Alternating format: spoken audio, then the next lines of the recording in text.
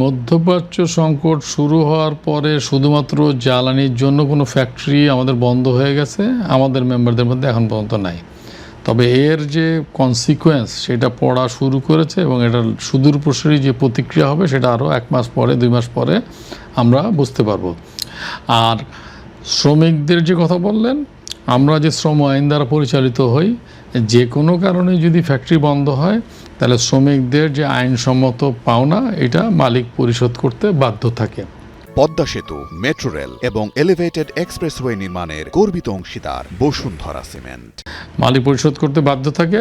এটা নির্ভর করে ওই নির্দিষ্ট শ্রমিক ওই ফ্যাক্টরিতে কতদিন ধরে কাজ করছে এবং কার কি স্যালারি স্ট্রাকচার, এগুলো প্রথম কথা।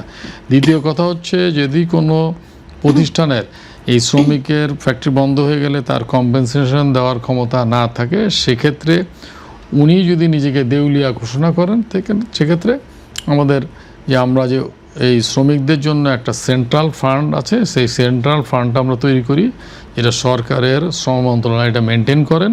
এখানে আমাদের প্রতিনিধি আছে, শ্রমিক ফেডারেশনগুলো প্রতিনিধি আছে, সেখানে তাদেরকে একটা সাপোর্ট দেওয়ার সুযোগ হয়। কিন্তু এখানে অনেকগুলো শর্ত আছে। শর্তটা হচ্ছে এই যে ফ্যাক্টরি চলমান অবস্থায় এটা পাওয়া যায় না। যদি কোনো ফ্যাক্টরি দেউলিয়া হয়ে যায় এবং শ্রমিকের বেতন ভাতা দিতে না পারে বা তার সার্ভিস বেনিফিট দিতে না পারে, ওখান থেকে একটা সহায়তা করার সুযোগ থাকে। আর বাংলাদেশে তো একটা বড় চ্যালেঞ্জ হলো কি, আমাদের এক্সিট পলিসি নাই।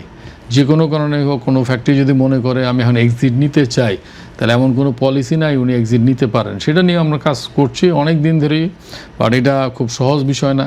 কারণ আমাদের তো অনেক সমস্যা আছে, যেটা হলো এই যে অনেকেই হলো আপনার ব্যবসাটা শুরু করার পরে তাদের নিজস্ব কন্টিনজেন্সি প্ল্যান নাই, যে আমার একটা সমস্যা হইতে পারে তো আমার নিজস্ব একটা প্ল্যান থাকবে। সো সেটা নাই। আবার অনেকে সব কিছুই আছে কিন্তু হঠাৎ করে একটা আঘাত আসলো, সেটা এই আঘাতটা নেওয়ার ক্ষমতা নাই, অ্যাবজর্ব করার ক্ষমতা নাই। তো সেসব কারণে হয়। বাট শ্রমিকদের পাওনা এটা তাদের আইনসম্মত অধিকার, এটা নিয়ে হলো বড় ধরনের কোনো সমস্যা হবে এটা মনে করি না।